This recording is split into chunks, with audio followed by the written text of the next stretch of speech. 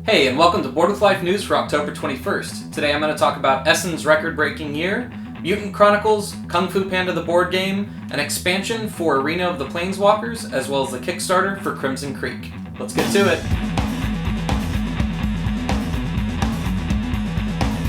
Hey, I'm Chris. Welcome to Board with Life News. Due to it being kind of the fallout after Essen, it's still a pretty slow news week, but we dredged up a little bit for you here over at Board with Life headquarters. Speaking of Essen, they had another record-breaking year. They had 162,000 turnstiles, which means not 162,000 unique people, but 162,000 people through the door each day. So if you went all 3 days, you count for 3 of those, right? This is only up 2,000 from last year, so it's not a giant leap. Some of the bigger leaps happened in, there were over 1,000 games released, which is over 100 more than last year. There were 910 exhibitors, which was up from last year.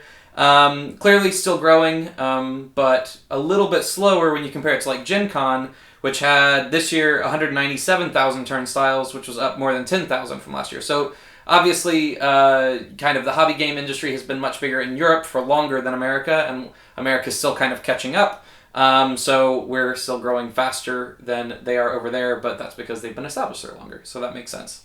Mutant Chronicles Siege of the Citadel is getting an update, a reboot, I guess. This is a classic game from 1990. It's kind of similar to Hero Quest, but more of kind of like an alien sci-fi theme as opposed to a fantasy theme. Normally I wouldn't care that much about just an update for an old game. However, the people on the team designing it and behind it are Richard Borg, Kevin Wilson, and Eric Lang. So that's Memoir 44, Arkham Horror, and Eric Lang does everything that has a miniature in it. So that is kind of the biggest Ameritrash super team you could put together. So that's exciting. I'm sure it'll have a lot of awesome miniatures and be really overstuffed the way we like our American games to be. So that's exciting. Modifius Entertainment announced that they're going to be releasing a Kung Fu Panda board game at next year's Gen Con, so still a ways away, almost a year. It's going to be a cooperative dice rolling game where you take on the role of one of the heroes from Kung Fu Panda and fight one of the villains from Kung Fu Panda or the villains from Kung Fu Panda. It said that it's going to have the ability to upgrade character abilities by defeating enemies and going on quests and stuff. I don't know if that is just in one game or if it's going to kind of be like Imperial Assault or Descent or any of those where you can kind of upgrade your hero as you go and learn new abilities and things like that. So there's a little bit of a narrative to the game. That would be pretty cool if they did that. No idea if they are or not, but I guess we'll see at next Gen Con. Magic the Gathering, Arena of the Planeswalkers, is getting its first expansion in January, and this is Battle for Zendikar. It's going to have new lands, new spells, new minions, new heroes, and a giant creature, Eldrazi Ruiner. The Eldrazi Ruiner, I guess. This is going to, for his scenario, be sort of a team-up game where it's everyone against one person playing that giant creature. So that'll add a little bit new flavor into the game and a little bit of a new way to play. And then, of course, you can also combine everything else in this expansion just into your base game. Magic the Gathering the Planeswalkers hit really hard at first, but I haven't seen anybody play it out of like the first 2 weeks, and I heard that it was a little bit lackluster for people that were used to playing HeroScape, which I think was a lot of the crowd. Maybe there's a bunch of Magic the Gathering fans that don't necessarily cross over that much into board games that are playing it that I'm unaware of because I don't go to Magic the Gathering nights at board game shops because people play Magic the Gathering and not board games. But I don't know. It kind of just came and went. As far as I know, I could be totally wrong. Maybe it was a huge success and it's just not where I am. But I don't know. So maybe this will get people excited about it again or keep people excited about it. Who knows? This week's Kickstarter is for Crimson Creek, a very appropriate game for the October season. This is a semi-cooperative micro game for 2 to 6 players. In it, you're all taking on different characters that have gone to a cabin for the week, just the most classic slasher film plot.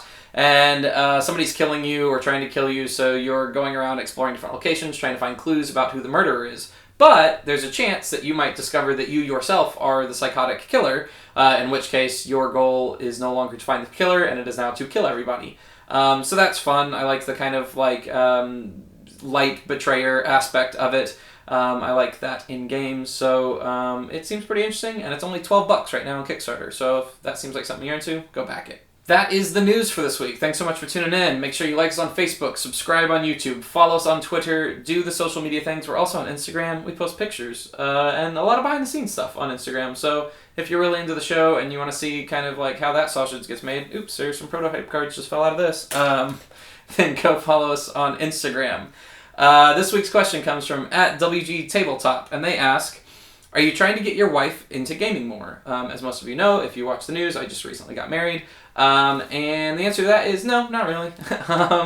She's never been particularly into board games. I tried a little bit when we were first dating, and it's just not kind of how she likes spending her time. I don't think she likes any level of conflict. There's certainly games she likes, Tokaido, Takanoko, Sushi Go, things like that. And I enjoy playing those with her when I get the chance. But in general, we just enjoy spending time together in different ways, and it's totally fine if your significant other isn't as into your hobby as you are, as long as they're supportive of your hobby, and she certainly is. So I guess every now and again there'll be a game that comes out, like Patchwork or Kodama the Tree Spirits. It's on Kickstarter right now, that I go like, maybe. And those actually aren't, it's not that they're feminine themes or whatever, or not masculine themes, or it actually has more to do with kind of how she likes to build. She likes games where you get to sort of like build out things and construct things, so it's more like actual literal like mechanically minded mechanic that she's interested in. So it just so happens that those are also games that have lighter themes or less confrontational themes or whatever, just the stereotypical kind of like masculine girl in bikini themes, whatever. But yeah, so that's a lot about my wife doesn't play many board games. So thanks so much for tuning in this week, and I will see you next week.